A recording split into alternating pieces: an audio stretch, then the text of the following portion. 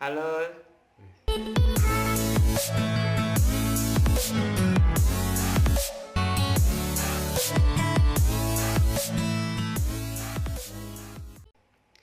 Halo, selamat datang kembali sahabat blogger di channel YouTube Timon Adioso.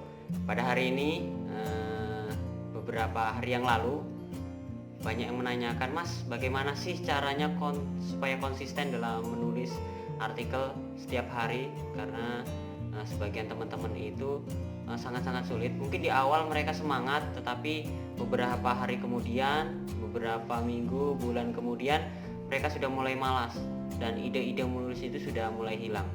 Oke, di sini sebenarnya saya bukan banyak mendapatkan ide itu bukan dengan cara yang mudah. Ini penuh dengan perjuangan. Jadi untuk kalian yang baru pemula blogger, untuk supaya konsisten menulis itu harus komitmen dulu. Jadi buat kalian semua harus komitmen bahwasanya kalian melakukan ini adalah sebagai sebuah pekerjaan ataupun sebagai sebuah yang harus kalian lakukan. Seperti pada saat kalian sekolah, jika kalian nggak berangkat ke sekolah, otomatis kalian akan di alpa dan nilai kalian akan rendah. Seperti juga sama pada saat kalian bekerja, kalian sangat takut tentunya pada saat kalian bekerja itu, pada saat kalian tidak bisa masuk bekerja karena sakit ataupun karena apapun, itu gaji kalian akan berkurang. Bahkan bisa jadi kalian bisa nggak gajian kalau kalian nggak masuk dalam 1 bulan. Nah, lalu bagaimana jika sebagai seorang blogger supaya tetap konsisten menulis? Di sini terlebih lagi buat kalian semua yang sudah memiliki akun Google AdSense. Jadi motivasilah diri kalian semua, termasuk saya sendiri. Saya sendiri di sini termotivasi kenapa saya bisa konsisten menulis. Saya mengibaratkan saya sedang bekerja di sebuah perusahaan.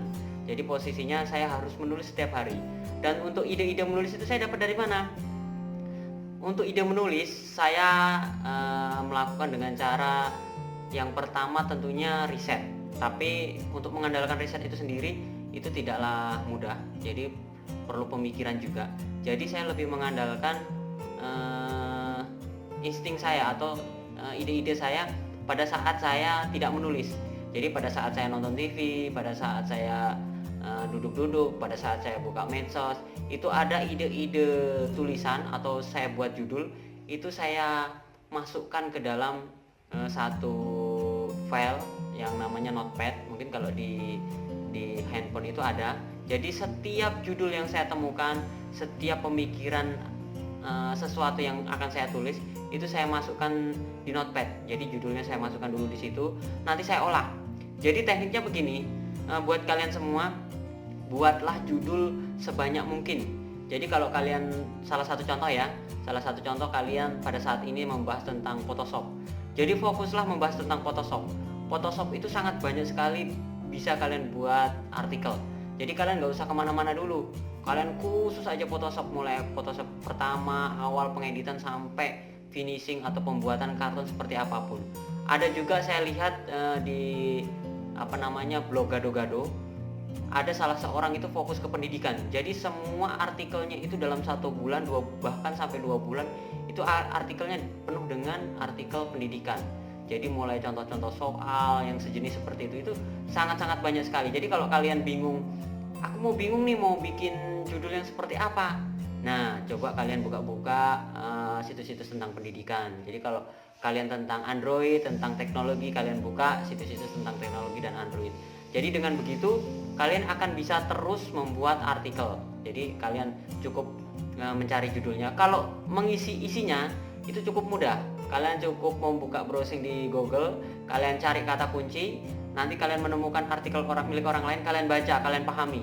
Jika kalian itu bisa kita pahami sekitar 10 sampai dengan 15 menit, itu sebenarnya kita bisa paham maksud dan tujuan tulisan tersebut. Jadi kita bisa tuangkan dalam bentuk tulisan kita sendiri. Jangan di copy paste ataupun jangan diedit ulang artikelnya orang lain. Jadi posisinya kalian menulislah dengan gaya bahasa kalian sendiri, dengan penulisan kalian sendiri mulai awal sampai akhir.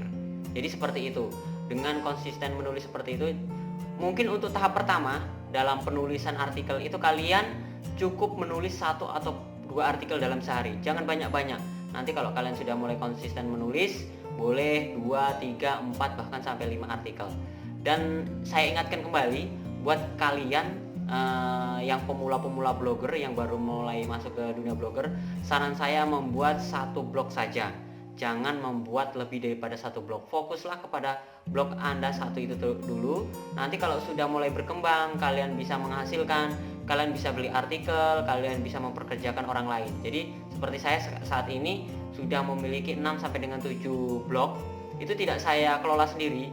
Jadi untuk artikel-artikelnya saya memberikan ruang kerja buat adik saya, buat keluarga saya. Mereka saya ajarkan untuk menulis.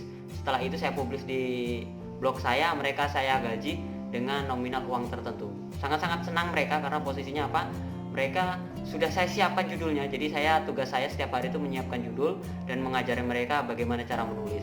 Sewaktu-waktu pun saya tetap menulis. Jadi dengan begitu blog saya 6 sampai 7 blog saya itu selalu update setiap hari. Kalaupun tidak update sekitar 2 sampai 3 hari pasti update. Jadi seperti itu teknik caranya supaya kalian tetap konsisten dalam menulis. Mungkin ini adalah tips dari saya bagaimana saya melakukan supaya konsisten menulis.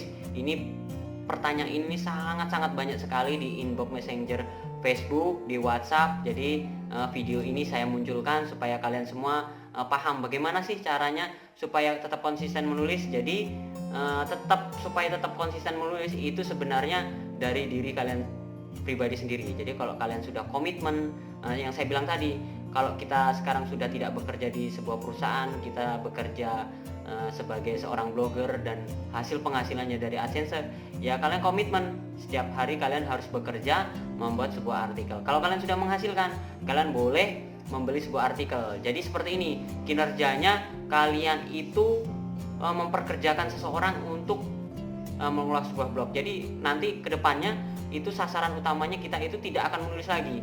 Jadi posisinya kita bisa beli ke pembuat-pembuat artikel yang terpercaya atau memperkerjakan saudara, mempekerjakan tetangga, seperti itu, memanfaatkan situasi. Kita bisa membuka lowongan pekerjaan. Jadi mungkin itu saja tips dari saya bagaimana caranya supaya tetap konsisten menulis. Jadi buat kalian semua tetap semangat, tetap fokus dengan tujuan utama.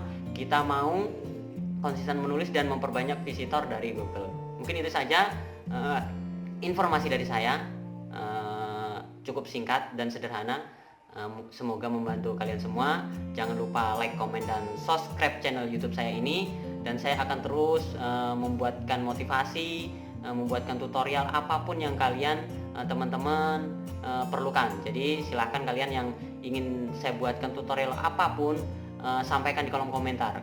Dengan senang hati saya akan buatkan, walaupun tutorialnya itu tutorial untuk pemula, karena saya sendiri seorang pemula dan saya tetap semangat untuk memberikan yang bermanfaat buat kalian semua. Sampai jumpa di video-video saya selanjutnya. Sekian dan terima kasih.